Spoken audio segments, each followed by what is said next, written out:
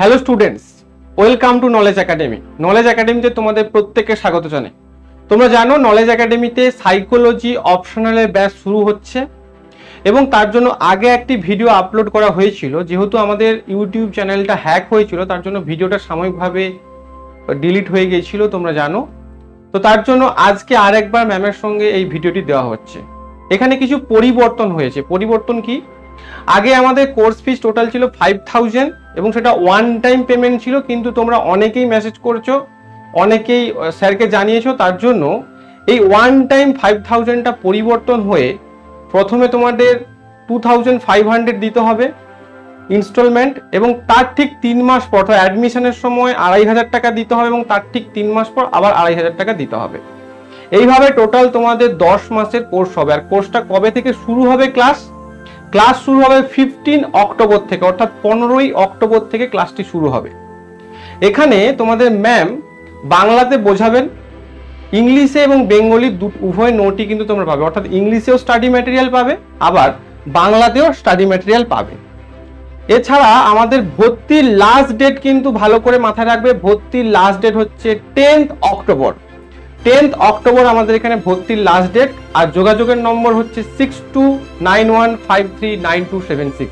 এই নাম্বারে কল করে তোমরা কিন্তু তাড়াতাড়ি ভর্তি হয়ে যাও। আর একটা কথা, আমাদের ব্যাচের যারা স্টুডেন্ট রয়েছে, অর্থাৎ আমাদের কম্বাইন্ড ব্যাচে নলেজ একাডেমিতে যারা পড়ছো, তাদের জন্য কিন্তু মান্থলি পেমেন্টের ব্যবস্থা আছে। তারা কিন্তু মান্থলি 500 পেমেন্ট করে তোমরা অ্যাডমিশন নিতে পারো।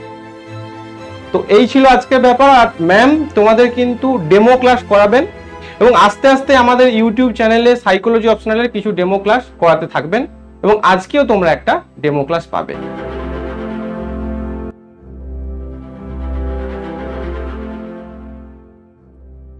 ওয়েলকাম স্টুডেন্টস, আজকে তোমাদের সাইকোলজি ডেমো ক্লাস দেব আমি। সিএস এ কি সাইকোলজির সিলেবাস আছে সেখানে ইন্ট্রোডাকশন দিতে গিয়ে বলেছিলাম যে তোমাদের ফার্স্ট যে টপিকটা থাকে সেটা হচ্ছে সাইকোলজি স্কোপ আর মেথড। তো আজকে আমি তোমাদের সেখানে সাইকোলজি স্কোপ পড়াবো এবং অবশ্যই সাইকোলজি স্কোপ পড়ানোর আগে যেটা আমাদের সাইকোলজি সাবজেক্টটা কিভাবে এলো, মানে তার ইভলিউশন কিভাবে হলো, সেই সম্পর্কে জানাটা খুব প্রয়োজন। নাহলে আমরা সাইকোলজি সাবজেক্টটা কেন, কোথা থেকে শুরু হচ্ছে, এটা কিভাবে কাজ করছে সেটাই তো বুঝতে পারবো না, তাই না? তো আমি তোমাদেরকে এই নোটসটা তোমরা ইংলিশেও পাবে এবং বেঙ্গলিতেও পাবে। যারা তোমরা ব্যাচে ভর্তি হবে তারা অ্যাপে এটা পিডিএফ ফর্মে পিডিএফ এর আকারে পেয়ে যাবে, সেখানে সেটা কোনো অসুবিধা হবে না। এবং আমি যে তোমাদেরকে বোঝাবো সেটা বেঙ্গলিতেই বোঝাবো। তো আমরা প্রথমে যেটা পড়বো সাইকোলজি ইভলিউশন। সাইকোলজি সাবজেক্টটা প্রথম গ্রিসে বিভিন্ন দার্শনিকরা, আমরা জানি যে গ্রিসে বিভিন্ন রকম দার্শনিকরা শুধু সাইকোলজি নয়, অনেক সাবজেক্টের শুরুই ওইখান থেকে, যেমন বায়োলজি বলো। তো সাইকোলজি নিয়েও সেরকম প্রথম ভাবনা চিন্তা কিন্তু এই গ্রিসের দার্শনিকরাই করেছিলেন। তো গ্রিসে যারা দার্শনিক ছিলেন বড় বড়, অ্যারিস্টটল, প্লেটো, তারা তখন কিন্তু সাইকোলজি মনোবিজ্ঞান হয়ে ওঠেনি, তখন সাইকোলজি ছিল আত্মা সম্বন্ধীয় বিজ্ঞান। এবার এই আত্মা সম্বন্ধীয় বিজ্ঞানটা কি তার আগে বলছি, সাইকোলজি কথাটার অর্থ এখানে তোমাদের বলাই আছে। সাইকোলজি শব্দটি এসছে গ্রিকের শব্দ সাইকি অ্যান্ড লোগোস থেকে। সাইকি কথার অর্থ যদি গ্রিক ভাষায় জানা যায় তাহলে সেটা কিন্তু মন নয়, সেটা কিন্তু আত্মা। এই আত্মা সম্বন্ধীয় বিজ্ঞান কিভাবে মনোবিজ্ঞান হলো সেটাই আজ আমরা জানবো। এবার আত্মা নিয়ে যখন চর্চা করা হচ্ছে, বিভিন্ন দার্শনিকরা আত্মা নিয়ে নানান কথা বলছেন। কেন বলছেন? তার কারণ তখন থেকেই মানুষের শারীরবৃত্তীয় যে কার্যাবলী সেগুলো নিয়ে পড়াশুনো, অর্থাৎ বায়োলজির পড়াশুনো শুরু হয়েছে।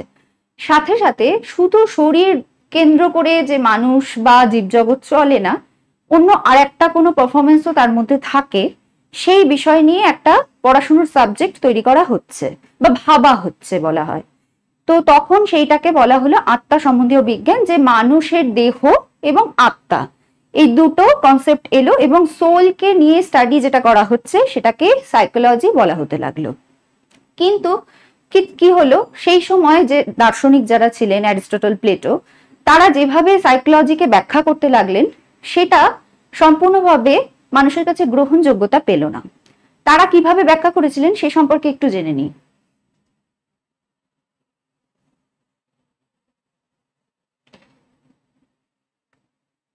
অ্যারিস্টটল বলছেন যে সাইকোলজি, কিভাবে আমরা মানুষের সাইকোলজিকে জানবো, সেটা তিনি বলছেন যে থ্রু অবজারভেশন আর থ্রু রিজনিং।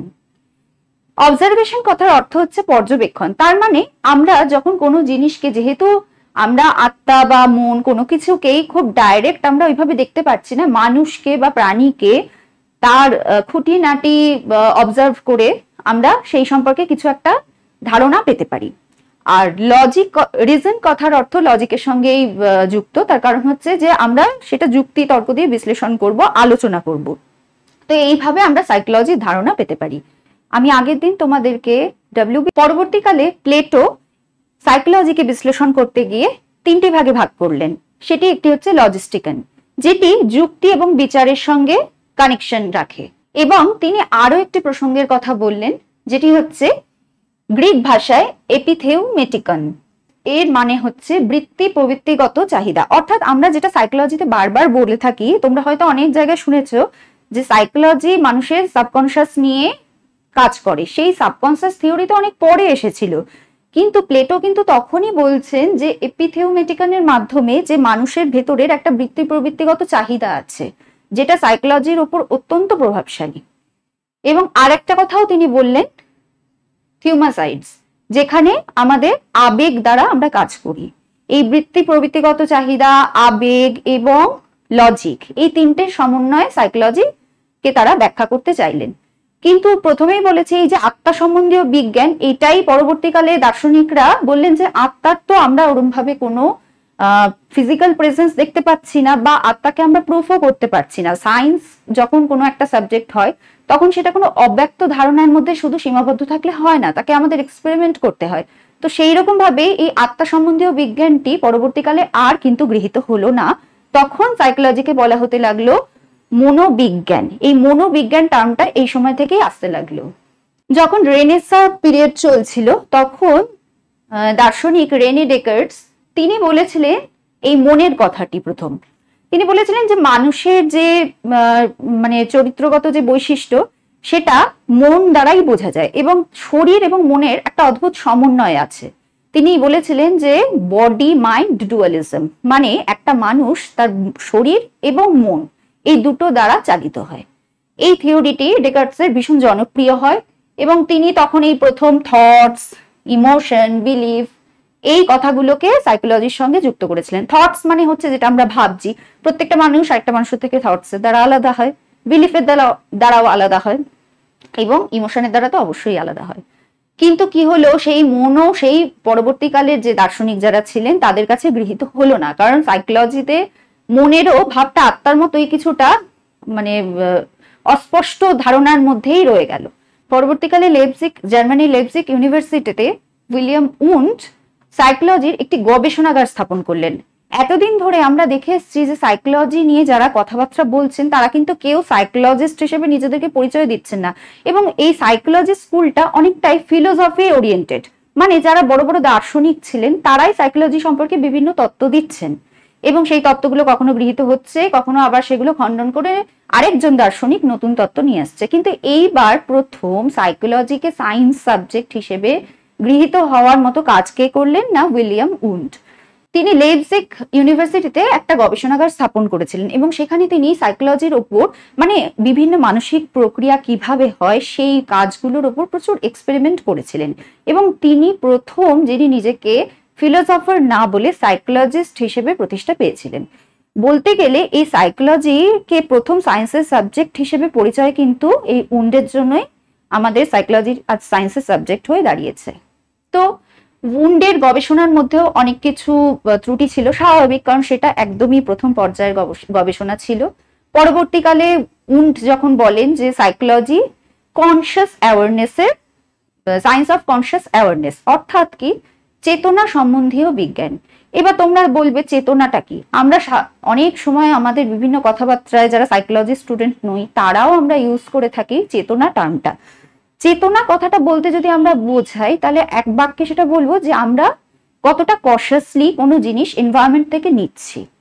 এনভায়রনমেন্টের বিভিন্ন বিষয়কে আমরা যে জিনিসের থ্রুতে অবজার্ভ করছি সেটাকে কনসিয়াস বা চেতনা বলা হচ্ছে।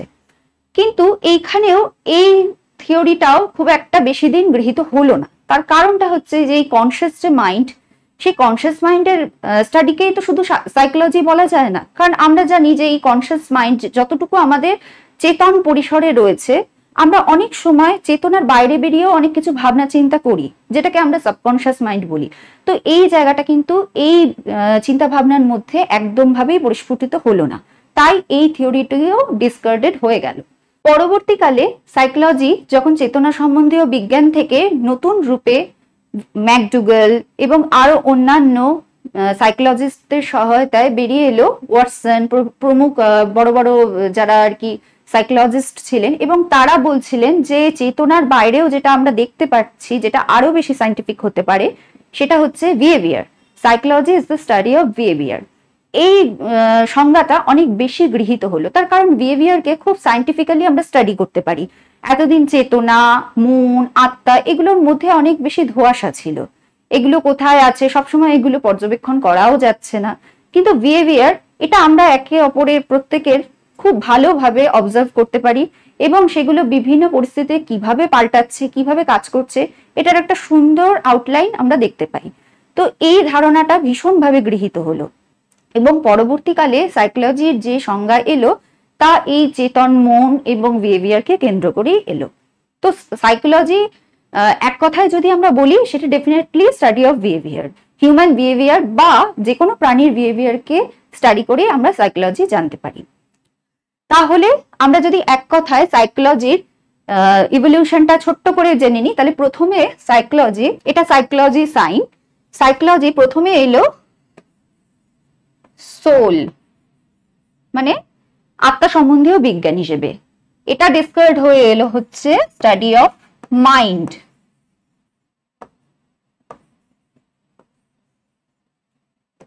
তারপর মাইন্ডও ডিসকার্ড হয়ে গেল, তখন এলো স্টাডি অফ কনশাস অ্যাওয়ারনেস।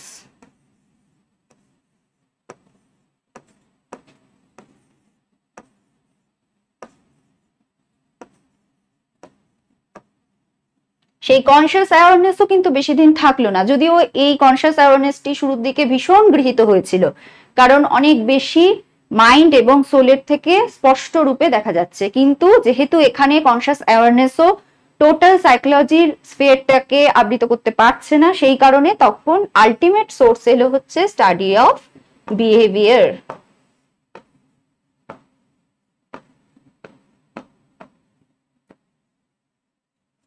পরবর্তীকালে যখন আরো উন্নত যন্ত্রপাতি, অর্থাৎ আমাদের যে শারীরবৃত্তীয় পরীক্ষা নিরীক্ষার যে যন্ত্রপাতি, সিটি স্ক্যান, এগুলো যখন আবিষ্কার হতে লাগলো, তখন এই বিহেভিয়ারের সঙ্গে ফিজিক্যাল যে কানেকশনটা, অর্থাৎ আমাদের বায়োলজিক্যাল কানেকশন যেটা, সেটা একটা কানেকশন এস্টাবলিশ করা হলো এবং সাইকোলজিস্টরা বিহেভিয়ারকে কিভাবে বায়োলজিক্যাল থ্রুতে অ্যানালাইজ করবে, সেই একটা নতুন দিগন্তর উন্মোচন হলো।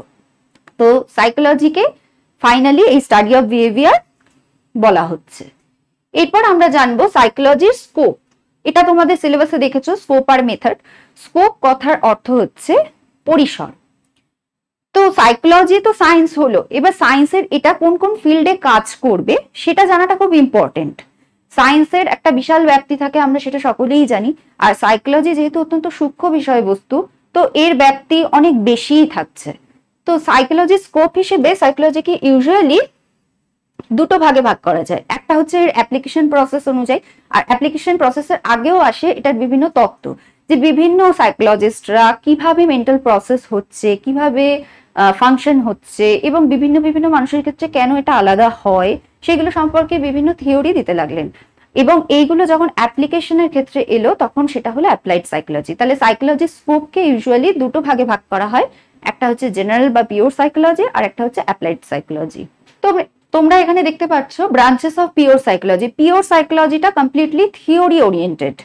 বিভিন্ন সাইকোলজিস্টরা, আমি আগেও বললাম যে বিভিন্ন থিওরি দিয়েছেন, তো এই থিওরিগুলোর মধ্যেও আবার বিভিন্ন ব্রাঞ্চেস আছে, বিভিন্ন ফিল্ডে তারা আর কি কাজ করেছেন। যেহেতু এটা একটা বিশাল পরিসর, তো আমরা এগুলোকে বিভিন্ন ভাগে ভাগ করে নিয়েছি। তো পিওর সাইকোলজির প্রথম যে ভাগটা আছে সেটা হচ্ছে অ্যাবনর্মাল সাইকোলজি। সাইকোলজি বিষয়টা সূত্রপাতি কিন্তু আমরা জানি যে অ্যাবনর্মাল সাইকোলজির কে ফোকাস করেই, মাথায় রেখেই কিন্তু প্রথম হয়েছিল। তো অ্যাবনর্মাল কথার অর্থ মানে যেটা স্বাভাবিক নয়, স্বাভাবিকভাবে আমরা যে মানুষরা যেরকম ভাবে আচরণ করছি সেই আচরণের থেকে অন্যরকম আচরণ যারা করছে তাদেরকেই অস্বাভাবিক আচরণ সম্পন্ন বলা হয়।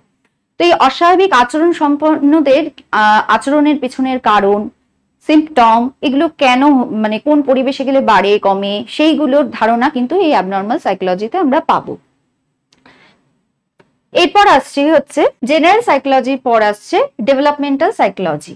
ডেভেলপমেন্টাল সাইকোলজিতে আমাদের যে বিকাশের সাথে সাথে মানে একটা শিশু যখন জন্মাচ্ছে তার কিভাবে সাইকোলজিক্যাল ডেভেলপমেন্ট হচ্ছে, আমরা কিন্তু এটা যখন ডেভেলপমেন্টাল সাইকোলজি পড়বো একদম মানে মাতৃজঠরে যখন মা কনসিভ করছে সেই সময় থেকেই কিন্তু ভ্রূণের আস্তে আস্তে সাইকোলজিক্যাল ইম্প্যাক্ট একটু একটু করে হলেও পড়তে থাকছে, এবং যখন সেই ভূমিষ্ঠ হচ্ছে একদম যখন শিশু অবস্থায় থাকছে নিওন্যাটাল সাইকোলজি, সেইগুলোর থেকে আরম্ভ করে ক্রমশ তার বয়স বাড়ার সাথে সাথে যখন সে অ্যাডোলেসেন্সে পৌঁছচ্ছে এবং তারপর মধ্য বয়স, তারপর বৃদ্ধ বয়স, সমস্ত কিছুর যে সাইকোলজিক্যাল ডেভেলপমেন্টটা থ্রু আউট লাইফ হতে থাকে সেই বিষয়ে পড়ানো হয় এই ডেভেলপমেন্টাল সাইকোলজিতে। এরপর আসছে আমাদের ফিজিওলজিক্যাল সাইকোলজি। শারীরবৃত্তীয় কি কি ইম্প্যাক্ট সাইকোলজির উপর পড়ছে এখানে তোমাদের আমি ডিটেলিং পড়াবো এর পরে। যে বায়োলজিক্যাল বেসিস, এখানে ব্রেন, নিউরোটিক সিস্টেম, এইগুলো সাইকোলজির যখন আমাদের মনস্তত্ত্ব চেঞ্জ হচ্ছে বা আবেগের সঙ্গে কিভাবে আমাদের হরমোনাল চেঞ্জেস হচ্ছে, বা ভয় পেলে কিভাবে আমাদের ভয় পাওয়া, আনন্দ হওয়া, বা আমাদের টেনশন হওয়ার সঙ্গে সঙ্গে আমাদের কিভাবে গ্ল্যান্ডের পারফরমেন্স হচ্ছে, এইগুলো সব এই ফিজিক্যাল সাইকোলজি পার্টে পড়ানো হয়।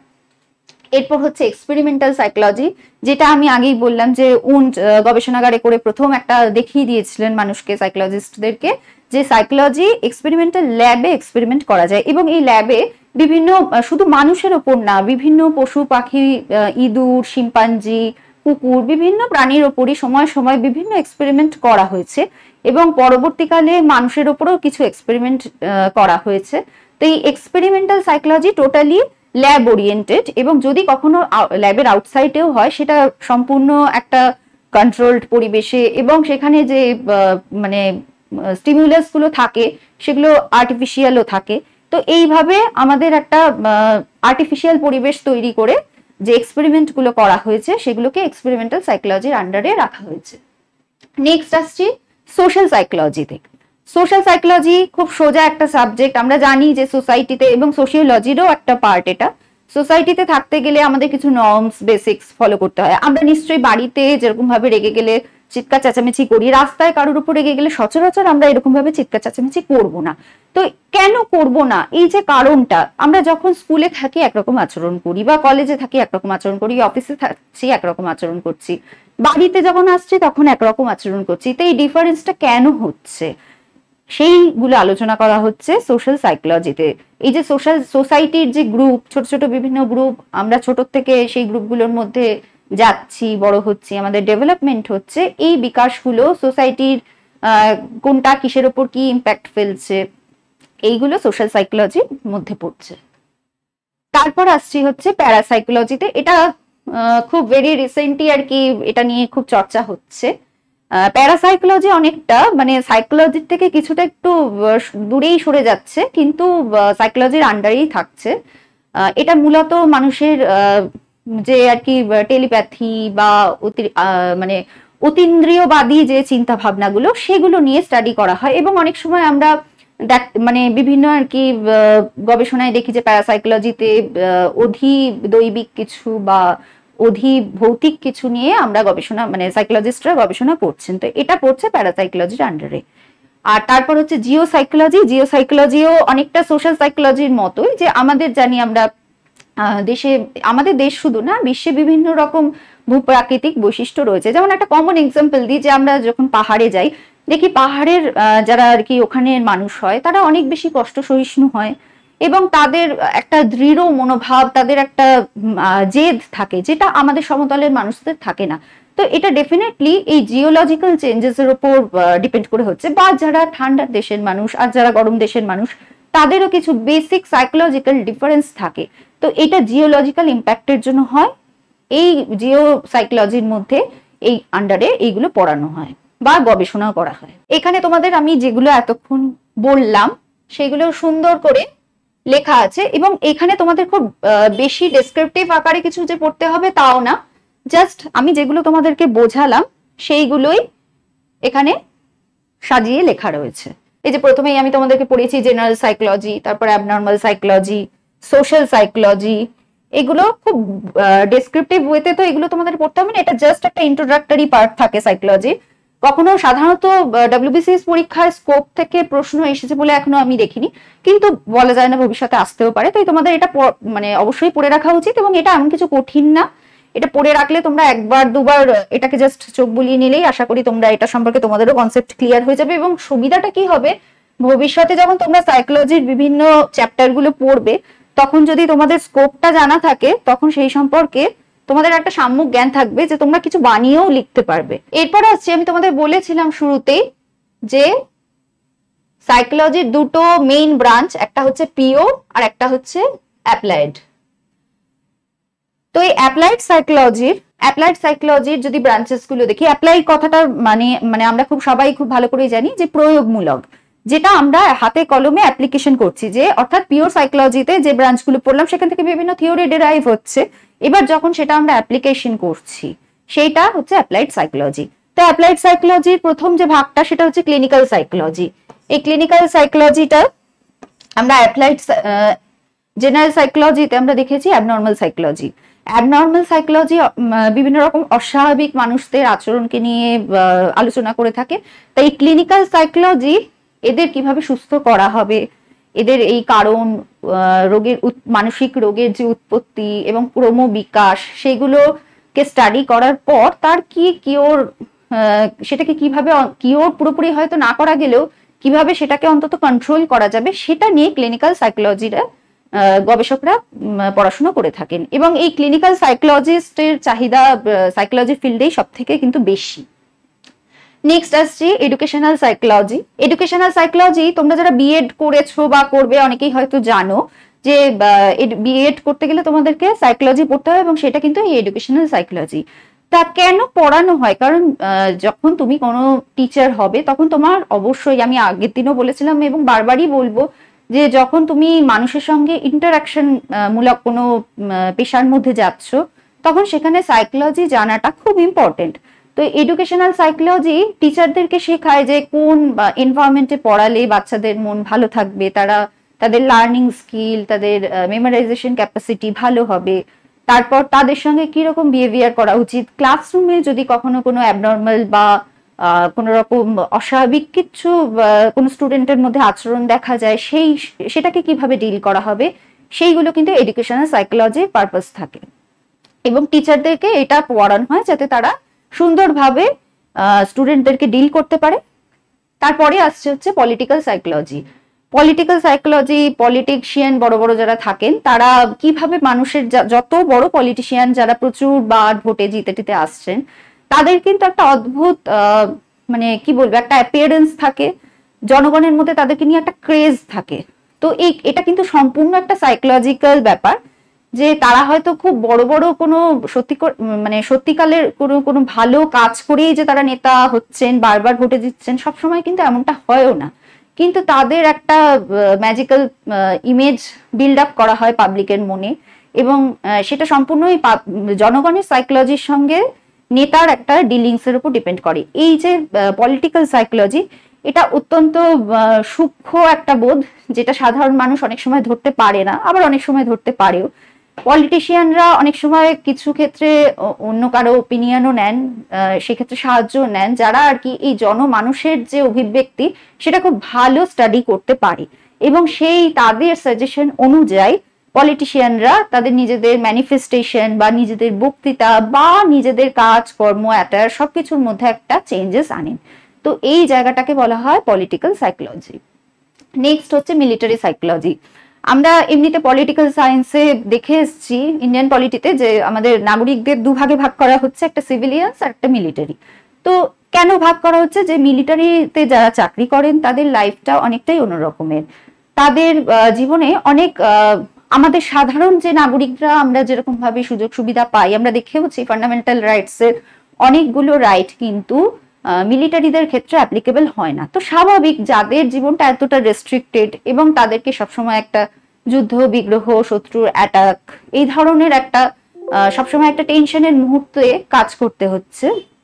তো তাদের কিন্তু সাইকোলজি যেভাবে ডিল করবে সেটা হচ্ছে মিলিটারি সাইকোলজি। মিলিটারি সাইকোলজিতে আর একটা ইম্পর্টেন্ট ফিচারও বলা হয়নি, সেটা হচ্ছে যে অনেক সময় মিলিটারি মানে মিলিটারিতে যারা কাজ করেন তারা কোনো যুদ্ধ বিগ্রহতে একদম নিজের যারা ক্লোজ, তারা যেহেতু পরিবার পরিজন থেকে দূরে, তারা বছরের পর বছর চাকরি করছেন, তাদের সহকর্মীরাই তাদের পরিবারের মতো কিছুটা হয়ে যায়। এবার হয়তো কোনো অ্যাটাকে তারা খুব প্রিয় কোনো সহকর্মীকে হারালেন বা নিজেদেরও কোনো অঙ্গ প্রত্যঙ্গের কোনো ক্ষতি হলো, তো সেক্ষেত্রে তাদের একটা মানসিক বিপর্যয়ের একটা ট্রমা কাজ করে এবং সেই ট্রমাটা তাদের ভীষণভাবে ডিপ্রেশনের দিকে নিয়ে যায়। তো মিলিটারি সাইকোলজিস্ট যারা হন তারা টোটালি এই মিলিটারি মাইন্ডকে মানে কিওর করা, তাদের ডিপ্রেশনকে কিওর করা, তাদের অ্যাংজাইটিকে কন্ট্রোল করা এবং তারা যাতে ভবিষ্যতে আরো ভালো পারফরমেন্স দিতে পারে সেইভাবে তাদের সাইকোলজিক্যালি মোটিভেটেড করা, এই পোর্শনগুলোকে মিলিটারি সাইকোলজি দেখে। তারপর আসছে legal psychology. Legal psychology deal করে হচ্ছে মূলত, এটাকে ক্রিমিনাল সাইকোলজিও বলা হয়। আমরা এখন সবাই খুব দেখছি যে সাইকো কিলার নিয়ে খুব সিনেমা টিনেমা হচ্ছে বিভিন্ন ভাষাতেই। তো এই সাইকো কিলারের যে থিমটা, এটা কিন্তু মানে এই লিগ্যাল সাইকোলজি বা ক্রিমিনাল সাইকোলজি ওরিয়েন্টেড। যারা ল ব্যাকগ্রাউন্ডে পড়াশোনা করে তাদেরকেও হয়তো কিছুটা এই ক্রিমিনাল সাইকোলজি পড়ানো হয়। তো ক্রিমিনাল সাইকোলজি অনেক সময় সাধারণ মানুষ, মানে এটা অ্যাবনর্মাল সাইকোলজিরও পার্ট ডেফিনেটলি, যে তারা কিন্তু সাধারণ মানুষের মতো করে ভাবনা চিন্তা করে না। তারা অনেক সময় এমন কোনো খুন করে বা এমন কোনো অপরাধ করে যেটার পেছনে আলটিমেটলি কোনো কিন্তু লজিক্যাল মোটিভেশন কাজ করে না তাদের মধ্যে। তাদের জাস্ট সেই কাজটা করতে তারা অন্যরকম কিছু আর্জেস ফিল করছে বলেই তারা সেই অপরাধমূলক কাজটা করছে। তো কেন করছে বা এটাকে কিভাবে কিওর করা যায়, অনেক সময় আমরা দেখেছি যে 18 বছরের নিচে যারা ক্রাইম করে তাদেরকে জুভেনাইল হোমে পাঠানো হয়, তাদেরকে কিন্তু শাস্তি দেওয়া হয় না। তো এই হোমে এই ক্রিমিনাল সাইকোলজিস্টরা এবং ক্লিনিক্যাল সাইকোলজিস্টরা দুজনে মিলে তাদেরকে কিন্তু কিওর করার চেষ্টা করে, তাদেরকে এই তাদের যে মানসিক যে অস্বাভাবিকতা সেটাকে রোধ করার চেষ্টা করে এবং তাদের সার্টিফিকেশন অনুযায়ী কিন্তু পরবর্তীকালে তাদেরকে ছাড়া হবে না অবজারভেশনে রাখা হবে, এগুলো ডিসাইড করা হয়। তো ক্রিমিনাল সাইকোলজি বা লিগ্যাল সাইকোলজি ডিপার্টমেন্টটা হচ্ছে টোটালি যারা ক্রাইম ওরিয়েন্টেড অস্বাভাবিক আচরণ করছে তাদেরকে নিয়ে। তারপর হচ্ছে ইন্ডাস্ট্রিয়াল সাইকোলজি। ইন্ডাস্ট্রিয়াল সাইকোলজি হচ্ছে আমাদের যে এই বিভিন্ন সেক্টর, সেটা কলকারখানা হোক কোনো বা আজকালকার যে মাল্টি ন্যাশনাল কোম্পানি হোক, সমস্ত ক্ষেত্রে যেখানে আর কি প্রচুর মানুষ কাজ করছেন তাদের ক্ষেত্রে সাইকোলজি যে ডিপার্টমেন্টটা পড়াশোনা গবেষণা করছে সেটা হচ্ছে ইন্ডাস্ট্রিয়াল সাইকোলজি। এখানে মূলত আমাদের কোন পরিবেশে কাজ করলে লেবারদের বা ওয়ার্কারদের মানসিকতা ভালো থাকবে এবং যখন মন ভালো থাকবে তারা ডেফিনেটলি তাদের কাজের আউটপুট বেশি হবে এবং সেখানে মালিক পক্ষের সঙ্গে যে মানে কমিউনিকেশনটা বা তাদের যে কোঅপারেশনটা ওয়ার্কারদের মালিক পক্ষের সঙ্গে, সেইখানের যে অ্যাডজাস্টমেন্ট, কি কি সুবিধা দিলে ওয়ার্কাররা মোটিভেট হচ্ছে বা মালিক পক্ষের কোন দাবি দাওয়াগুলো কিরকম ভাবে প্রেজেন্ট করা উচিত, এগুলো ইন্ডাস্ট্রিয়াল সাইকোলজি ডিল করে। তাছাড়া এখানকার এনভায়রনমেন্ট, কোনো ইন্ডাস্ট্রি এনভায়রনমেন্ট, সেখানকার মোটামুটি সমস্ত সুযোগ সুবিধা যেমন বাথরুম বা এগুলো থাকলে না থাকলে কি ইম্প্যাক্ট পড়ে এবং যন্ত্রের মেনটেনেন্স না হলে অনেক সময় অনেক জায়গায় অনেক কারখানায় অনেক দুর্ঘটনা ঘটে যায়, যার ফলে সেখানেও দেখা যায় যে ওয়ার্কারদের মধ্যে একটা ট্রমা কাজ করে। কোনো ওয়ার্কারের যদি ক্লোজ ফ্রেন্ড সেখানে কোনো দুর্ঘটনা ঘটে, তার মৃত্যু ঘটে, তখন বাকি ওয়ার্কাররা তারাও একটা ট্রমার মধ্যে থাকে, সেখানে সেই ট্রমা থেকে তাদেরকে বের করে আনা, এই কাজগুলো করে হচ্ছে ইন্ডাস্ট্রিয়াল সাইকোলজি। তাহলে আমরা আজকে দেখে নিলাম এই ঠিক অ্যাপ্লাইড সাইকোলজিতেও তোমাদের এই নোটসে সুন্দরভাবে একটু একটু করে এক্সপ্লেনেশন দেওয়া আছে, যেখান থেকে আর কি যেগুলো আমি তোমাদেরকে এখন মুখে বোঝালাম সেইগুলোই তোমরা এখানে পাবে। তোমাদের এতক্ষণ যে ইংলিশ নোটস গুলো আমি দেখালাম তারই ঠিক বাংলা নোটস ঠিক এইরকম ভাবেই তোমরা পিডিএফ আকারে পেয়ে যাবে, একদম সহজ ভাষাতে যেরকম ইংলিশ রয়েছে সেই অনুযায়ী আর কি এটার বাংলা যে সাইকোলজির এখানে ইভলিউশন গুলো রয়েছে। শুধু একটাই কথা, তোমাদের যখন ইংলিশে পড়াচ্ছি আমি বাংলাতে যখন পড়াচ্ছি তখন যে ইংলিশ টার্মগুলো ইউজ হচ্ছে এগুলো কিন্তু তোমাদের পরীক্ষাতেও লিখতে হবে, কারণ বাংলায় যখন সাইকোলজি সাবজেক্টটা যখন আর কি বাংলায় আর কি পরবর্তীকালে পড়া হলো তখন তার টার্মগুলো একটু খটোমটো শোনাতো। সেই কারণে এখনো যখন আর কি বাংলায় যারা লেখে তাদেরকে মানে বাংলার টার্মের সাথে সাথে ইংলিশ টার্মগুলো বা কোনো মনোবিদের নাম যদি বাংলায় লেখা হয় ব্র্যাকেটে তার ইংলিশ নামগুলোও লিখতে হয়। সেই একদম নোটসে আমি সেইভাবেই তোমাদেরকে এগুলো রেডি করে দিয়েছি। এই যে এখানে তোমরা দেখতে পাচ্ছ যে সাধারণ মনোবিদ্যা, এখানে জেনারেল সাইকোলজির যে ভাগগুলো সেগুলো যখন বাংলায় আমি লিখেছি মনোবিদ্যার পরিসর, তখন ব্র্যাকেটে দ্য স্কোপ অফ সাইকোলজি এগুলো লিখতে হবে। তোমরা যখন যদি পরীক্ষায় তোমাদের এই স্কোপ অফ সাইকোলজি থেকে আসে তখন এই প্রত্যেকটা মনোবিদ্যার ভাগগুলো ব্রাঞ্চেস গুলোর যে বাংলা নাম সাথে সাথে ইংলিশে নামগুলো লিখতে হবে। এবং বাংলায় পড়লে তোমরা বুঝতে পারবে যে সাইকোলজি কিন্তু একদমই কঠিন না, ভীষণ সহজ এবং তোমাদের সকলেরই এটা বোধগম্য হবে। তোমরাও অনেকটা এটা পড়ার সাথে সাথে তোমাদের পার্সোনালিটিও ডেভেলপ হবে এবং তোমরা দেখবে তোমরা যেগুলো জানো অলরেডি সেগুলোকেও অনেকটা এক্ষেত্রে কাজে লাগাতে পারছো। তো এইভাবে সাইকোলজির স্কোপের বেঙ্গলি নোটসও তোমরা পেয়ে যাবে। যেমন এই যেমন সাপোজ বলছি যে নিদানিক, ক্লিনিক্যাল সাইকোলজিকে বাংলায় নিদানিক মনোবিদ্যা বলা হয় বা আরোগ্য সম্বন্ধীয় মনোবিদ্যা। তো হয়তো তোমরা এর আগে নিদানিক টার্মটা শোনোনি বেশি, তো সেই কারণেই আর কি যখন বাংলায় এরকম টার্মগুলো লেখা হয় তার সঙ্গে সঙ্গে ইংলিশে টার্মগুলো লেখা হয়, যাতে যারা খাতা দেখবেন তারা তো সাইকোলজি আগে ম্যাক্সিমাম ইংলিশেই পড়েছেন সবাই, তো তাদের যাতে টার্মগুলো দেখে চিনতে সুবিধা হয়। অনেক সময় তারাও এই খটোমটো বাংলা টার্মগুলোর সঙ্গে অভ্যস্ত থাকেন না। তো তোমরা অ্যাপে গেলে এই দুটো পিডিএফই তোমরা ডাউনলোড করে নিতে পারবে। তোমরা দেখবে দুটো নোটস পড়ে যে কার কোনটা সুবিধা হচ্ছে, যার যে ভাষায় সুবিধা হবে লিখতে সেই ভাষায় লিখবে। এবং দুটো ল্যাঙ্গুয়েজে লিউসিড ল্যাঙ্গুয়েজ ইউজ করা হয়েছে। আশা করি তোমাদের কোনো অসুবিধা হবে না। মনোবিদ্যার তোমাদেরকে স্কুলস অফ সাইকোলজি সম্পর্কেও আজকে আমি কিছু বলবো। যদিও এই স্কুলস অফ সাইকোলজি তোমাদের WBCS এর সিলেবাসে বলা হয়নি, কিন্তু অনেক সময় তোমাদের যখন সাইকোলজির গভীরে আমি গিয়ে লার্নিং, মেমোরি, পারসেপশন, অ্যাটেনশন এগুলো পড়াবো তখন তোমরা বারবার দেখবে নোটসে বিভিন্ন স্কুলসের কথা আসছে। তো সেই কারণে আজকে আমি বেসিক তোমাদের এই স্কুলসগুলো কি, এটা কোনো পড়ার মুখস্থ করার বিষয়বস্তুও নয়, এটা জাস্ট একটা বোঝার বিষয়। সেই কারণে আমি তোমাদেরকে সেটা টিপিক্যাল কোনো নোটসের বড় নোটসের আকারেও দিচ্ছি না, তোমাদের বোঝার সুবিধার জন্য এটুকু আমি লিখে দিয়েছি। তো এই স্কুলসগুলো সাইকোলজির যে স্কুল, বিভিন্ন গোষ্ঠী যেটাকে আমরা বলবো, সেই গোষ্ঠীগুলো কিভাবে কাজ করেছিল সেটাই এখানে বলা হচ্ছে। তো প্রথম যে সাইকোলজির যে স্কুলটা ছিল সেটা হচ্ছে স্ট্রাকচারালিজম। এই স্ট্রাকচারালিজমটা কিন্তু মূলত এই যে উন্ড ছিলেন, যিনি আর কি প্রথম সাইকোলজিস্ট ছিলেন, তার যে স্টুডেন্ট ছিল টিচেনার, তিনি এই স্ট্রাকচারালিজমের কথা বলেছেন। এই স্ট্রাকচারালিজমকে বাংলায় অবয়ববাদ বলা হয়।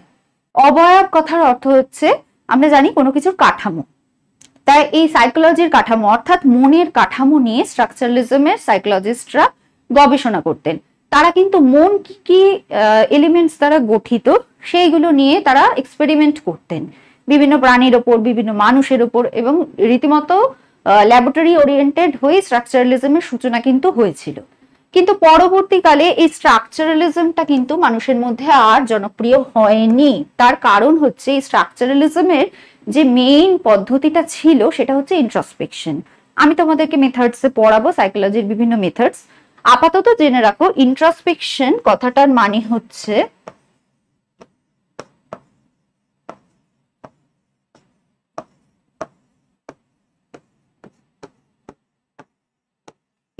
ইন্ট্রোস্পেকশন কথাটার মানে হচ্ছে অন্তর্দর্শন বা আত্মদর্শন, অর্থাৎ আমি নিজে যে কাজটা করছি সেটার বিবেচনা করা। ধরো আমি এক্ষুনি এই মুহূর্তে রেগে গেলাম, এবার আমি যদি মনে করি যে আমি ইন্ট্রোস্পেকশন করবো নিজেকে, তাহলে তখন আমাকে ভাবতে হবে যে আমি কেন রাগছি। সামনে দেখা মানুষটা দেখলাম যে সে আমাকে দেখে কিছু একটা বাজে কমেন্ট করছে, আমার মনে হলো সে আমাকে নিয়ে হয়তো কিছু অন্যের সম্পর্কে অন্যের কাছে আলোচনা করছে, সেই দেখে আমি খুব রেগে গেলাম। তো এই ইন্ট্রোস্পেকশনের মাধ্যমে আমি নিজেকে বললাম যে হ্যাঁ আমি দেখছি যে আমার সম্পর্কে বলছে, সেই কারণে আমার রাগের উদ্রেক হচ্ছে। এই যে প্রসেস এটাকে বলা হয় ইন্ট্রোস্পেকশন, যেটা স্ট্রাকচারালিজমের খুব ইম্পর্টেন্ট একটা প্রসেস ছিল মানুষের সাইকোলজিকে মেজার করার জন্য।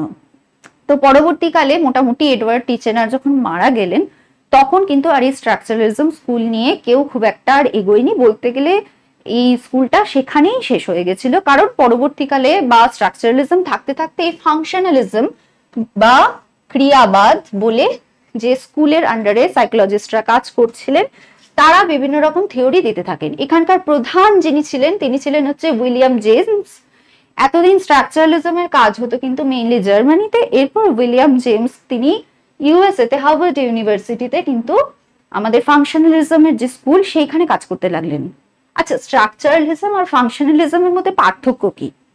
স্ট্রাকচার হচ্ছে কাঠামো, ফাংশন হচ্ছে ক্রিয়া, অর্থাৎ এখানে কিন্তু মনের কম্পোনেন্টস নিয়ে আর আলোচনা করা হচ্ছে না, মনের ফাংশন নিয়ে, যে মন কিভাবে ফাংশন করছে। ফাংশনালিজমের যারা আর কি স্কুলের সাইকোলজিস্ট ছিলেন তারা জোর দিলেন যে মনের কাঠামোর থেকেও মন যেহেতু একটা ডায়নামিক বিষয়, মন কখনো একরকম ভাবে থাকে না। তারা প্রধানত এই কথাটাকে এস্টাবলিশ করেছিলেন এবং বলেছিলেন যে মনের ওরকম ভাবে কোনো কাঠামো হয় না, সেটা প্রতিনিয়ত বদলাতে থাকে।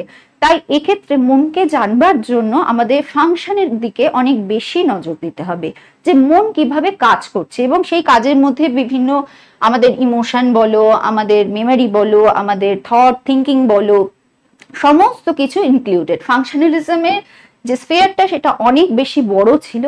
তারপরে ফাংশনালিজমকে ধরে এলো হচ্ছে আমাদের গেস্টাল্ট সাইকোলজি। এই যে গেস্টাল্ট সাইকোলজি, এটা ফাংশনালিজমের মতবাদটাকেই নিলেন এবং স্ট্রাকচারালিজমের মতবাদটাকে পুরোপুরি ডিসকার্ড করলেন। এই গেস্টাল্ট সাইকোলজিস্টের মধ্যে খুব ইম্পর্টেন্ট তিনজন ছিলেন, কার্টকফকা, ওয়ার্ডাইমার এবং উলফগ্যাং কোহলার। এরা তিনজনের সঙ্গে সমন্বয় রেখেই কাজ করতেন বিভিন্ন ইউনিভার্সিটির বিভিন্ন এক্সপেরিমেন্টাল ল্যাবে, এবং তারা দেখেছিলেন যে মানুষ, এই যে ফাংশনালিজমে সাইকোলজিস্টরা বলছেন যে মানুষের যে মানসিক ক্রিয়া সেটাকে স্টাডি করলে সাইকোলজি কিছুটা স্টাডি করা যায়, এবং তারা বিভিন্ন ইয়েতে মানে ভাগে ভাগ করেছিলেন ক্রিয়াগুলোকে।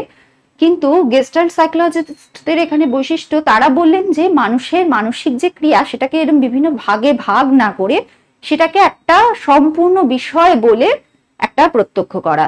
অর্থাৎ কি, গেস্টাল্ট সাইকোলজিস্টরা, আমি একটা উদাহরণ দিয়ে তোমাদেরকে বোঝাই তাদের ভিউটা কিরকম ছিল। এই যে তোমরা আমাকে এখন পড়াতে দেখছো, তোমাদের সামনে আমার যে ফিগারটা রয়েছে, এবার তোমরা যখন আমাকে ডিফাইন করবে, তোমাদের ধরো যখন আর কি আমি আমার পিকচার তোমাদের সামনে আর নেই, তখন কি তোমাদের মনের মানে ব্রেনের মধ্যে যে ইমেজটা থাকবে সেটা নিশ্চয়ই আমার চোখ, আমার চশমা, আমার কান বা শুধু আমার নাক এরকম ভাবে থাকবে না। অ্যাজ আ হোল তোমরা আমাকে দেখছো এবং অ্যাজ আ হোলই আমার ইমেজটা তোমাদের মাথায় থাকবে। আর একটা উদাহরণ দিই, ধরো সাপোজ এই যে এই পেনটা দিয়ে আমি যখন কোনো বক্স আঁকছি, সাপোজ এটা একটা রেক্টাঙ্গুলার টাইপের একটা কিছু এঁকেছি, বা একটা যদি সার্কেল আঁকি, তোমরা দেখতে পাচ্ছ এখানে ডটস গেছে, কিন্তু আমি কিন্তু বলছি এটা রেক্টাঙ্গেল আর এটা সার্কেল, তোমরাও তাই বলবে। তোমরা কিন্তু বলবে না এখানে অজস্র ডটস, একবার ডান দিকে একবার বাঁ দিকে, একবার নর্থে একবার ওয়েস্টে এরকম ভাবে গেছে, এরকম কিন্তু তোমরা বলবে না। তোমরা এটাকেও রেক্টাঙ্গেল হিসেবেই কাউন্ট করবে, এটাকে সার্কেল হিসেবেই কাউন্ট করবে। তো গেস্টাল্ট সাইকোলজিস্ট যারা ছিলেন তারা ঠিক এই থিওরিটার উপরই জোর দিতে লাগলেন যে মানুষ কোনো কিছুকে এরকম আলাদা আলাদা করে দেখতে পারে না। তারা যখন কোনো কিছুকে দেখে অ্যাজ আ হোল হিসেবেই দেখে, তো মানসিক প্রক্রিয়াকেও আমাদেরকে একটা কমপ্লিট ইউনিট হিসেবেই দেখা উচিত, এরকম আলাদা আলাদা বিষয়ে ভাবে সেটাকে ভাগ করা উচিত নয়। পরবর্তীকালে বিভিন্ন যখন তোমাদের লার্নিং চ্যাপ্টার পড়াবো, তোমাদের আরো অনেক চ্যাপ্টারে গেস্টাল্ট সাইকোলজিস্টদের অবদান বারবার আছে, এবং তাদের সেই কারণেই আমি তোমাদের এই সাইকোলজি স্কুলসগুলো পড়াচ্ছি। এবং খুব ছোট আকারে যতটা তোমাদের বুঝতে সুবিধা হয়, আজকে প্রথম ডেমো ক্লাস বলতে গেলে তোমরা প্রথম সাবজেক্টটার মধ্যে ঢুকছো, তাই যতটা সুবিধা করে পড়ানো যায়, যতটা সহজভাবে পড়ানো যায়, আমি তোমাদের সেইটাই চেষ্টা করছি। এরপর গেস্টাল্ট সাইকোলজিস্টদের পর এলো হচ্ছে বিহেভিয়ারিজম। বিহেভিয়ারিজম কথাটার অর্থ আচরণবাদ। সাইকোলজি ইভলিউশন পড়ানোর সময় আমরা দেখেছি যে যখন স্টাডি অফ কনসিয়াসনেস থেকে সাইকোলজিকে বলা হলো যে স্টাডি অফ বিহেভিয়ার, তখন বিপুল সংখ্যক মানুষ এটাকে সাপোর্ট করেছিলেন, কারণ আচরণকে প্রত্যক্ষ করতে অনেক সুবিধা হয়। তো এই আচরণবাদ, যিনি আর কি আচরণবাদের জনক ছিলেন, তিনি প্রথমে ছিলেন হচ্ছে ওয়াটসন। ওয়াটসন ডিপলি প্যাভলভ বলে, তোমরা প্যাভলভের যারা বায়োলজি পড়েছো অনেকে হয়তো নাম জানো, নয়তো আমি লার্নিং চ্যাপ্টার যখন পড়াবো প্যাভলভের কিভাবে তিনি সাইকোলজির ফিল্ডে কেন এত ইম্পর্টেন্ট, যদিও প্যাভলভ কিন্তু সাইকোলজিস্ট ছিলেন না। তো সাইকোলজিস্ট না হওয়া সত্ত্বেও বায়োলজিক্যাল যে বিহেভিয়ারের ইম্প্যাক্টটা সেটা তার এক্সপেরিমেন্টের হাত ধরেই কিন্তু প্রথম সাইকোলজির জগতে এসেছিল, এবং সেটাকে যেটা বিশ্লেষণ যিনি করেছিলেন তিনি হচ্ছেন এই ওয়াটসন। পরবর্তীকালে স্কিনারও এসেছিলেন ওয়াটসনের থেকে একটু অন্যরকম ধর্মী ভাবনা চিন্তা করতে। ওয়াটসন অনেকটাই বিহেভিয়ারের যে আচরণের যে ব্যাখ্যাটা দিয়েছিলেন সেটা অনেকটা যান্ত্রিক হয়ে যাচ্ছিল, সেটার মধ্যে মানুষের যে ডিফারেন্স সেটা অনেক বেশি, সেই লাইনটা ডিমিনিশ হয়ে যাচ্ছিল। অর্থাৎ মানে একটা মানুষ, ধরো একটা সেম সিচুয়েশন হলো, ধরো এক্ষুনি এখানে 10 জন লোক বসে আছে, একটা আরশোলা উঠতে উঠতে এলো, সেখানে দেখা গেল 10 জন লোক 10 রকম ভাবে রিয়াক্ট করছে। কেউ প্রচন্ড চিৎকার করছে, কেউ শান্তভাবে বসে আছে, কেউ হয়তো আরশোলাটাকে মারতে যাচ্ছে। তো এই যে বিহেভিয়ারের তফাৎটা, এইটা কিন্তু ওয়াটসন দেখাতে পারেননি। তিনি অনেক রিজিড বা অনেক অর্থোডক্স একটা প্যাটার্ন বিহেভিয়ারিজমের জায়গায় এনেছিলেন। আর স্কিনার, যিনি পরবর্তীকালে ওয়াটসনের অনেক পরে এনেছিলেন র্যাডিক্যাল থিঙ্কিং। র্যাডিক্যাল কথাটার মানেই আমরা বুঝতে পারছি যে মানুষের যে এই যে রিজিডিটির জন্য যে মানুষকে মানুষের ব্যবহারের থেকে আলাদা করা যাচ্ছে না একজন মানুষকে অন্য মানুষের থেকে, তখন স্কিনার বললেন যে না, মানুষ বিভিন্ন মানুষের থেকে আলাদা হয় তার আচরণের ভিত্তিতে, এবং সেই জায়গাটাতেই তিনি অনেক বেশি জোর দিতে লাগলেন। তাহলে দেখা গেল এই একই বিহেভিয়ারিজমের জায়গাতেও দুটো ভাগ হয়ে গেছে, একটা হচ্ছে ওয়াটসনের মেথোডোলজিক্যাল ভার্সন, আর একটা স্কিনারের র্যাডিক্যাল ভার্সন। এবং লাস্ট সব থেকে যেটা তোমরা হয়তো অনেকেই সাইকোলজি বলতেই ভাবো যে সিগমন্ড ফ্রয়েড, অ্যাকচুয়ালি সাইকোলজি বলতে সিগমন্ড ফ্রয়েড নয়, কিন্তু অবশ্যই সাইকোলজির যে একটা বিশাল চেঞ্জিং থিওরি সেটা অবশ্যই সিগমন্ড ফ্রয়েড দিয়েছিলেন, এবং তার এই থিওরিকে সাইকোডাইনামিক বা সাইকো অ্যানালিটিক্যাল থিওরি বলা হয়, যেটাকে বাংলায় মনোসমীক্ষণবাদ বলা হয়।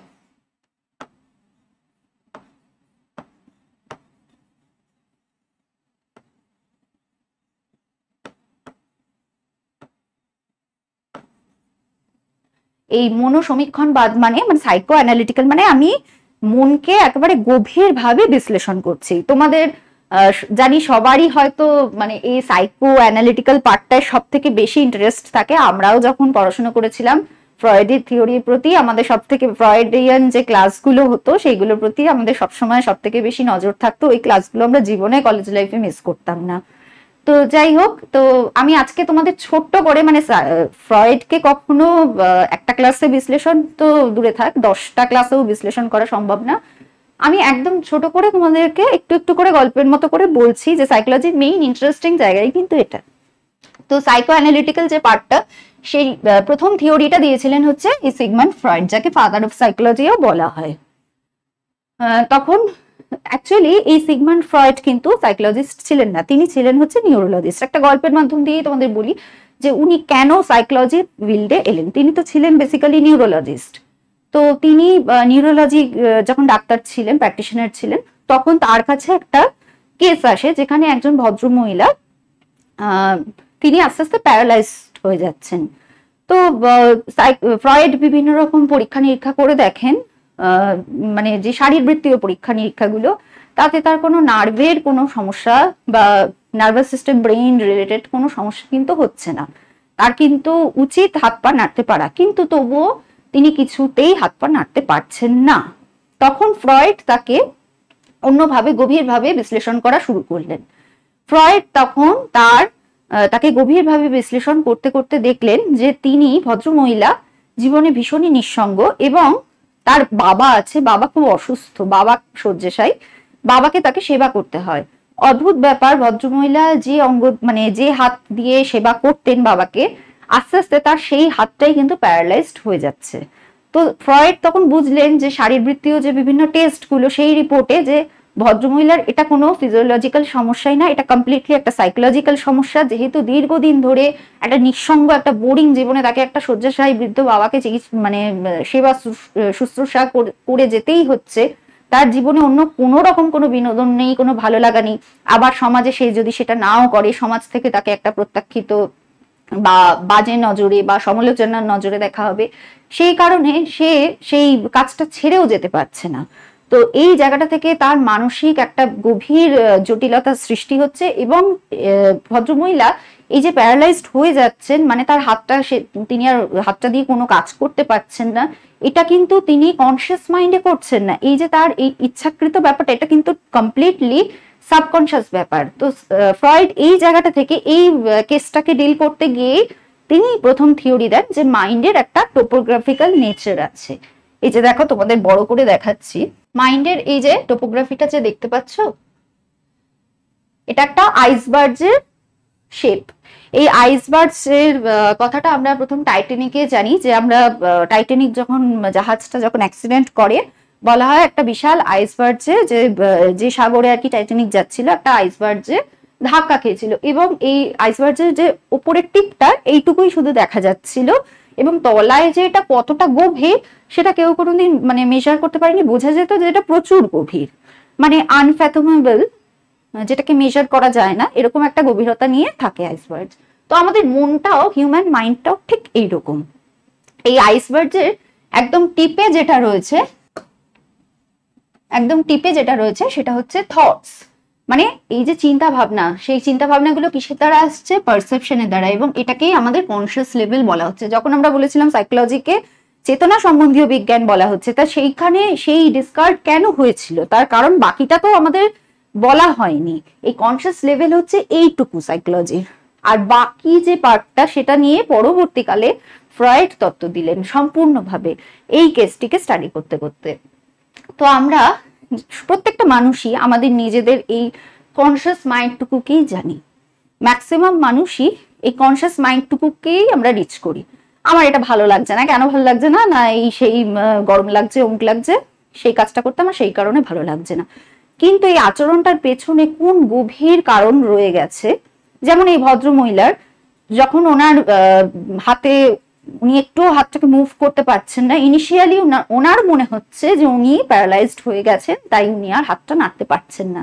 ওনার কিন্তু কনসিয়াস মাইন্ডে উনি নিজেকে যতটুকু চেনেন বা জানেন, সেখানের যে চিন্তা ভাবনাগুলো, সেগুলো দিয়ে তিনি বিশ্লেষণ করছেন যে না, আমার এত খাটাখাটনি চলছে, সেই কারণে আমি অসুস্থ হয়ে গেছি, আমিও প্যারালাইজড হয়ে গেছি, আমি হাত নাড়তে পারছি না। কিন্তু ফ্রয়েড দেখলেন যে ফিজিওলজিক্যালি ট্রিটমেন্ট করতে গিয়ে যে তার কোনো কিছুই কিন্তু ফিজিওলজিক্যাল ত্রুটি ধরা পড়লো না। তাহলে এরপর মাইন্ডের যে পার্টটা আসছে সেটা হচ্ছে আনকনসিয়াস লেভেল, মানে অচেতন মন। অচেতন মনটা, আমি তোমাদের একটা খুব কমন উদাহরণ দিচ্ছি। তোমরা সবাই এখন স্কুল লাইফেও বিভিন্ন পরীক্ষা দিয়ে এসছো বা WBCS ও দিচ্ছ, তাতে দেখবে তোমরা অনেক সময় অনেক পড়া অনেকটা আগে পড়েছো। যখন তোমরা পরীক্ষা দিতে বসছো, তখন পরীক্ষায় তোমরা সেই প্রশ্নটা দেখে চিনতে পারলে, কিন্তু উত্তরটা তোমাদেরকে একটু ভাবতে হচ্ছে। একদম প্রশ্নটা দেখা মাত্রই তোমরা যে সেটাকে টিক করে দিতে পারলে তা কিন্তু হলো না।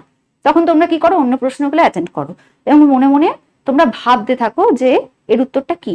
অ্যাকচুয়ালি ভাবতে থাকো না, তোমাদের তখন উত্তরটা এই আনকনসিয়াস লেভেলে চলে যায়। এটা মেমোরির ক্ষেত্রে খুব উদাহরণটা দেওয়া খুব সহজ, যে আমরা যখন কিছু পড়ি, যখন পড়াটার 3-4 মাস বা 5-6 মাস হয়ে যায়, তখন সাধারণত সেই মেমোরিটা আমরা যে ভুলে যাই, ফরগেটিং হয়ে যায়, তা কিন্তু না। সেটা একটু আনকনসিয়াস লেভেলে চলে যায়। একটু সময় নিয়ে সেটাকে ভাবলে দেখবে বেশ আধ ঘন্টা পেয়ে যাওয়ার পর হঠাৎ করে তোমার মনে পড়ে যায় যে হ্যাঁ, এটার উত্তর এটাই হবে। তো এই আনকনসিয়াস লেভেলটা হচ্ছে ঠিক কনসিয়াস লেভেলের তলায় থাকছে।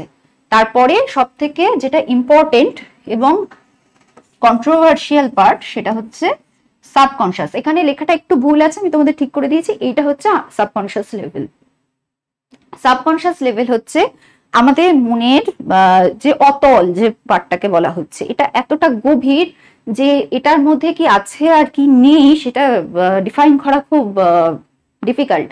তো সাইকো অ্যানালিস্ট যারা হন, তাদের কাজই হচ্ছে এই সাবকনসিয়াস মাইন্ডের যে ডিজায়ার বা এখানের যে তথ্য, শুধু যে ডিজায়ার থাকে আমি সেটা বলবো না, অনেক ছোটবেলার ঘটনা থাকে। ফ্রয়েড যখন পড়াবো তোমাদের, বিভিন্ন ফ্রয়েডের যে কেসগুলো ছিল সেইগুলোকে আলোচনা করব। তো ফ্রয়েডের বা সাইকো অ্যানালিটিক্যাল সাইকোলজিস্টদের মেইন কাজই হয় সাবকনসিয়াস মাইন্ডটাকে কনসিয়াস মাইন্ডের কাছে নিয়ে আসা। তো এই সাবকনসিয়াস মাইন্ডে শুধু ডিজায়ার থাকে তা না, সেগুলো খুব কি বলবো, ইভিল ডিজায়ার থাকে। মানে এই যে ভদ্র মহিলা, সে বেসিক্যালি তার বাবাকে ঘৃণা করতে শুরু করে দিয়েছে। সেই কারণে সে তার নিজের এমন ইচ্ছা শক্তিকে জাগরিত করছে যে কনসিয়াস মাইন্ডে সে তার হাতটাকে দেখাচ্ছে তার প্যারালাইজ হয়ে গেছে। সে কিন্তু নিজেও অ্যাকচুয়ালি কনসিয়াস মাইন্ডে জানে না যে তার এরকম আর কি, সেটা সম্পূর্ণ একটা ইচ্ছাকৃত রোগ। তো তোমরা বলবে যে নিজেই করছে অথচ নিজেই জানে না। হ্যাঁ, মানুষের সাইকোলজিটা এরকমই। আমরা কোনো কাজ কেন করছি তার পেছনে সাবকনশিয়াস মাইন্ডের রিজনটাকে আমরা সবসময় রিচ করতে পারি না। কিছু ক্ষেত্রে পারি, কিন্তু 95% মানুষই সাবকনশিয়াস মাইন্ডের তাদের নিজেদের যে চাহিদাটা রয়েছে, যেটার জন্য এই ধরনের কাজ হচ্ছে, সেটা তারা জানে না। এবং ফ্রয়েড বলেছিলেন যে এই সাবকনশিয়াস মাইন্ডটা এত বড় এবং এখানকার যে চাহিদাগুলো সেগুলো সাধারণত ইররেশনাল হয়, অযৌক্তিক হয় এবং ইমমরাল হয়। তো এই সাবকনশিয়াস মাইন্ডটাই যখন আমাদের অনেক বেশি সাপ্রেস হতে থাকে, তখনই কিন্তু আমাদের অনেক সময় আচরণগুলো ভীষণ অস্বাভাবিক হয়ে ওঠে। অর্থাৎ এই সাবকনশিয়াস মাইন্ডকে কন্ট্রোল করা ভীষণ প্রয়োজন। কন্ট্রোল করা তো ওইভাবে ওরকম ভাবে ডিরেক্ট ভাবে যায় না। আমাদেরকে নিজেদের যে সাবকনশিয়াস মাইন্ড, সেটাকে আমরা কিভাবে খুঁজবো, সেটা আচরণ বিশ্লেষণ করতে করতে পরপর মানুষ যদি গভীরভাবে নিজের আচরণ বিশ্লেষণ করে এবং নিজের কোনো স্বার্থবুদ্ধি না রেখে যে আমি মহান হব, এইরকম কোনো ভাব না রেখে যে আমি ভুল হতে পারি না, এই ভাবটা না রেখে যদি তারা বিশ্লেষণ করতে থাকে, তাহলে ডেফিনেটলি এই সাবকনশিয়াস মাইন্ডে রিচ করতে পারে। একটা কথা আমাদের জানতে হবে যে সাবকনশিয়াস মাইন্ডে আমরা প্রত্যেকেই যথেষ্ট খারাপ। আমরা মনের ভেতরে আমরা যথেষ্ট খারাপ ভাবনা চিন্তা রাখি। হয়তো আমরা সেটাকে শাসন করে সেটাকে ঠিক একটা শেপ দেওয়ার চেষ্টা করি। যে শেপ দিতে পারে না তার সেখান থেকে আচরণের বহিঃপ্রকাশ হতে থাকে। কিন্তু কম বেশি এই সাবকনশিয়াস মাইন্ডের নেচারটা কিন্তু ইভিল টাইপেরই হয়। তাই এই ইভিলকে কন্ট্রোল করলে তবেই আমাদের কনসিয়াস মাইন্ডে একটা সুন্দর পার্সোনালিটি ডেভেলপ করতে সাহায্য করবে কনসিয়াস মাইন্ড। তো এটা হচ্ছে মাইন্ডের টোপোগ্রাফিক্যাল নেচার। পরে যখন তোমাদের ফ্রয়েডিয়ান সাইকোলজি পড়ানো হবে, তোমাদের আছে, সেখানে তোমাদের এই টোপোগ্রাফি আরেকবার আমি এটা আরো সুন্দর করে ডিফাইন করব। এখন ছোট করে জাস্ট এই সাইকো অ্যানালিটিক্যাল স্কুলে কি কি রয়েছে সেটুকু বলতে গিয়ে ছোট করে বললাম। এই টোপোগ্রাফিক্যাল নেচার দিতে গিয়ে ফ্রয়েড আরেকটা কথাও বলেছিলেন, ইড, ইগো, সুপার ইগো। অনেকেই হয়তো সাইকোলজির এই টার্মগুলোর সঙ্গে খুব পরিচিত। এই ইড কথার অর্থ হচ্ছে ডিজায়ার, এবং এই ডিজায়ারের নেচারটা কিন্তু খুব ইভিল, যেগুলো আমাদের সাবকনশিয়াসে আমরা চেপে চেপে রাখি। আমার অনেক সময় মনে হলো যে ওই মেয়েটার পার্সটা খুব সুন্দর বা ওর লিপস্টিকটা খুব সুন্দর, আমার থাকলে ভালো হতো। আমার সাবকনশিয়াস মাইন্ড অ্যাকচুয়ালি ওটা আমার চুরি করতে ইচ্ছা করছে, কিন্তু আমি সেটাকে চেপে রাখছি, সাপ্রেস করে রাখছি। আমি নিজেকে বোঝাচ্ছি যে না, আমি অন্যের জিনিস নেব না। তো সেইটা কে বোঝাচ্ছে? না, সেটা বোঝাচ্ছে হচ্ছে আমার সুপার ইগো। কেন বোঝাচ্ছে? আমি কেন নিজেকে বোঝাতে পারছি আমার তো দেখে খুব ইচ্ছা করছে অন্যের লিপস্টিক দেখে চুরি করতে, কিন্তু আমি কেন করছি না? তার কারণ সুপার ইগো প্রত্যেকটা মানুষের মধ্যেই থাকে, এবং এই সুপার ইগো যার যত পাওয়ারফুল হয়, এটাকে অনেকটা তোমরা বিবেক বলতে পারো। আমরা বলি না কথায় যে বিবেকের আয়নায় মুখ দেখাতে পারছি না, তো এই বিবেকটা এখানে সুপার ইগোকে বলা হয়েছে। যে আমাদের প্রত্যেকের মধ্যে এই সুপার ইগো থাকে, কারোর বেশি পাওয়ারফুল হয়ে থাকে। যে ব্যক্তির বেশি পাওয়ারফুল পজিশনে থাকে, সাধারণত তার ইমমরাল কাজ, অনৈতিক কোনো কাজ বা ডিজায়ার তাড়িত হয়ে কোনো কাজ সে সাধারণত বেশি করে না, কম করে। আর যার সুপার ইগো ভীষণ কম থাকে, সেই ব্যক্তির ডিজায়ার লেভেল থেকে আসা যে কাজগুলো করতে ইচ্ছা করে সেগুলো সে অনেক বেশি করে। আর এই দুটোর মধ্যে কনস্ট্যান্ট ফাইট চলে। সুপার ইগো আর ইদ এরা ভীষণ ভাবে ফাইট করে, এবং তাদের মধ্যে এই ব্যালেন্সটা আনি হচ্ছে ইগো। ইগো কথাটার অর্থ আমরা অ্যাকচুয়ালি না ভুল ইউজ করি। আমরা বলি যে কেউ যদি আর কি আমাদের সঙ্গে আর কি খুব কি বলবো এমন আচরণ করে যেটা দেখে আমরা বলি যে ও খুব ইগোইস্ট। অ্যাকচুয়ালি ইগোইস্ট কথাটা ভুল। ইগো কথাটার অর্থ হচ্ছে সেটা কিন্তু সুপার ইগোর কথা বলছি আমরা, বা সুপার ইগো না বলে ঈদের কথাও বলতে পারি। যে কারোর সঙ্গে আমার একটা কোনো বন্ধুর সঙ্গে ঝগড়া হলো, আমি অনেকবার তাকে বললাম যে আচ্ছা ঠিক আছে তুই ঝগড়াটা মিটিয়ে নে, আমি সেদিনকে তোকে যা বলেছিলাম সেটা ভুল বলেছিলাম। কিন্তু বন্ধুটা এতটাই ইগোইস্ট, আমরা বলি যে ওর খুব ইগো, কিন্তু আর এলো না আমার সঙ্গে কথা বলতে। অ্যাকচুয়ালি এটা আমরা ভুল বলি, ইগো নয়। ইগো হচ্ছে এই ঈদ আর সুপার ইগোর মধ্যে ব্যালেন্স করে। ঈদ হচ্ছে যে হতে পারে বন্ধুটার খুব ঈদটা বেশি পাওয়ারফুল, যে তার এতই খারাপ লেগেছে, তার হয়তো বহু আগে থেকেই আমাকে খারাপ লাগতো, সে সেখানে আমার সঙ্গে সম্পর্কটা শেষ করতেই চাইছিল। এখানে আমার সঙ্গে আমি তাকে দুটো খারাপ কথা বলাতে সে একটা সুযোগ পেয়ে গেল এবং সেই গ্রাউন্ডে সে আর আমার সঙ্গে সম্পর্কটা রাখতে চাইলো না। তার এতদিন ধরে আমার সঙ্গে যে বন্ধুত্বটা ছিল সেটাতে কোনো ভালোবাসা, কোনো ভালো স্মৃতি, কোনো কিছুই তার গড়ে ওঠেনি। আমাদের প্রিয় মানুষ আমাদের সঙ্গে যখন সম্পর্ক রাখেন আমাদের কেন খারাপ লাগে? কারণ তার সঙ্গে জড়িয়ে আমাদের কিছু ভালো স্মৃতি, এবং ভালো স্মৃতির থেকে আমাদের সুখের অনুভূতি, ভালো থাকার যে অনুভূতি, সেখান থেকেই তো ভালোবাসা কথাটা আসে। তো এই ভালোবাসার যে মোমেন্টগুলো থাকে সেইগুলো আমরা হারাবো না, সেই জন্যই সেই মানুষটার কাছাকাছি থাকতে চাই। তাতে যদি তার সঙ্গে আমার 1-2 দিনের ঝগড়া হয়ও, তবুও আমরা সেটাকে মানিয়ে নিয়ে, কারণ আমরা তার সঙ্গে ভালো যে স্মৃতিটা কাটিয়েছি সেটার মধ্যে আবার ফিরে যেতে চাই, সেই কারণে সম্পর্কটাকে আমরা রিনিউ করে নিই। কিন্তু অনেক সময় অনেক ক্ষেত্রে হয় না, কারণ হয়তো সেই ব্যক্তিটি আমার সঙ্গে আর সম্পর্কটি রাখতে চাইনি, তাই সে বিভিন্ন কারণেই আমাকে হিংসে করে হয়তো, বা আমাকে খুব ঘৃণা করে কোনো কারণে। সেই কারণে সে একটা সুযোগ পেয়ে গেল, আমি দুটো কথা বলাতে সে চলে গেল। আর আরেকটা কারণও হতে পারে, সেটা সুপার ইগোর কারণে, যে হয়তো আমি মানুষটা খুব একটা নৈতিক নই, তো সে সেটা বুঝতে পারতো, সে হয়তো চাইতো যে আমাকে ঠিক করার, কিন্তু সামহাও সে পারেনি আমাকে ঠিক করতে। সে বুঝেছিল যে এরকম অনৈতিক মানুষের সঙ্গে সম্পর্ক রাখা যায় না। সে সেই কারণে একটা যখন ঘটনা ঘটলো, সে আমার থেকে দূরত্ব বজায় রাখা শ্রেয় মনে করলো। তো দুটো ঘটনাই হতে পারে। এই ধরনের কথাকে আমরা সাধারণত বলি সে তার খুব ইগো। অ্যাকচুয়ালি ইগো টার্মটা কিন্তু ভুল। এই সুপার ইগো, ঈদ আর সুপার ইগোকে ব্যালেন্স করে হচ্ছে ইগো। আর একটা উদাহরণ দেবো, যে ধরো তোমার বৃষ্টি পড়ছে, প্রচন্ড বৃষ্টি পড়ছে, এবং তার মধ্যে তোমার মনে হলো যে তুমি অঝোর বৃষ্টিতে ভিজবে, এদিকে তোমার ঠান্ডা লেগে আছে। এই যে বৃষ্টিতে ভেজার ইচ্ছেটা হচ্ছে, এটাকে তাড়না করছে, এটা করছে ঈদ। তোমার বাচ্চাদের মতো কাদার মধ্যে গিয়ে মানে প্রচন্ড বৃষ্টিতে ভিজতে ইচ্ছা করছে। এবার তোমার সুপার ইগো বলছে যে সামনে তোর 2 দিন বাদে পরীক্ষা, এরকম ভাবে ভিজবি, ভেজাটা তো একদম উচিত না। তখন ইগো ব্যালেন্স করছে যে আচ্ছা ঠিক আছে, তুমি এরকম ভাবে পুরোপুরি না ভিজে তুমি তোমার একটা হাত একটু বৃষ্টির জলে ভেজাও, তাতে তোমার কিছুটা সুখানুভূতি হবে বৃষ্টির জলে নিয়ে। আবার সুপার ইগোকে স্যাটিসফাই করা হলো যে না, পরীক্ষাটাও আমি দিতে পারবো, একটা হাত ভিজলে আমার অত ঠান্ডা লাগবে না। তো এই ব্যালেন্সিং এর খেলাটা ইগো খেলছে। এইভাবে ঈদ আর সুপার ইগোর মধ্যে একটা কন্টিনিউয়াসলি লড়াই কিন্তু আমাদের প্রত্যেকের মধ্যে চলছে, আর ইগো সেটাকে ব্যালেন্স করছে। যার ইগো ঈদকে অতিরিক্ত মাত্রায় সাপ্রেস করছে, তার মধ্যে উদ্ভট আচরণ অনেক বেশি দেখা দিচ্ছে। কারণ ঈদকে কিন্তু সাপ্রেস করা যায়, মানে করলে তার অ্যাবনর্মালিটিস অনেক বেশি বেড়ে যায়।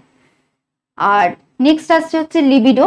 এই কনসেপ্টটা হচ্ছে ফ্রয়েডিয়ান একদম মানে বেসিক কনসেপ্ট। এই লিবিডো কথাটার অর্থ সাধারণত সেক্সুয়াল প্লেজার বলা হয়।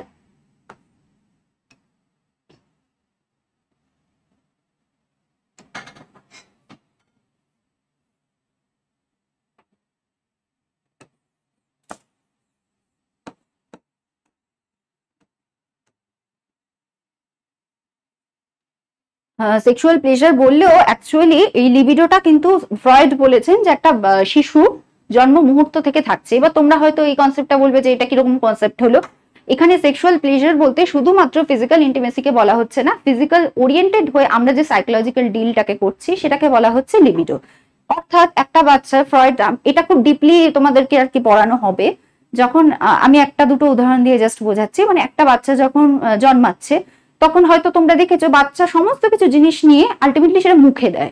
তোমার হাতই হোক বা পেনই হোক বা চুষি কাঠি হোক, নিজের হাত পা হোক, সমস্ত কিছু নিয়ে বাচ্চার একদম জন্ম মুহূর্ত থেকে 3-4 মাস 5 মাসের মধ্যে সে সবকিছুকে গ্র্যাব করে মুখে দেয়। কারণ তার ওই সময় সেক্সুয়াল লিবিডোটা কিন্তু মাউথকে কেন্দ্র করে থাকে। অর্থাৎ সেই সময় একটা সাকিং স্কিমা যেটাকে বলা হয়, যে মুখে কোনো কিছু দিলে তবে তার মধ্যে একটা সন্তুষ্টি হচ্ছে এবং সেই জিনিসটাকে ফিল করতে পারছে। এই যে সন্তুষ্টি বা ফিলিংস এর জায়গাটা, এটাকেই বলা হচ্ছে ফ্রয়েড লিবিডো বলেছেন। আর তারপর আছে হচ্ছে অইডিপাস কমপ্লেক্স আর ইলেকট্রা কমপ্লেক্স। তোমরা হয়তো অনেকে নাটক শুনেছো, এই অইডিপাস নাটক না থাকলেও অনেক একটু শোনার চেষ্টা করবে। শম্ভু মিত্র এবং তৃপ্তি মিত্রের খুব সুন্দর শ্রুতি নাটক আছে। তো এই অইডিপাস কমপ্লেক্সটা যদি বলো যে এক গ্রিক রাজা ছিলেন, তখনকার দিনে নিয়ম ছিল হচ্ছে যে এক রাজার রাজ্যে যদি অন্য কোনো রাজা আক্রমণ করেন তখন, এবং সেই রাজা যদি আক্রমণের পর মানে যুদ্ধ করে যেতেন, তাহলে রাজার রাজত্ব তো পাবেন। সাধারণত যুদ্ধে রাজা অন্য রাজাকে, যে রাজ্যে আক্রমণ করছেন সেই রাজাকে মেরে ফেলা হতো, এবং তার রাজত্ব, প্রজা, ধন সম্পত্তি, এমনকি রাজার যে স্ত্রী থাকতেন তিনিও নতুন যে রাজা হচ্ছেন তার রানী হতেন। মানে পুরনো রাজার সমস্ত সম্পত্তি, স্ত্রী, সমস্ত কিছুই নতুন রাজার হতো।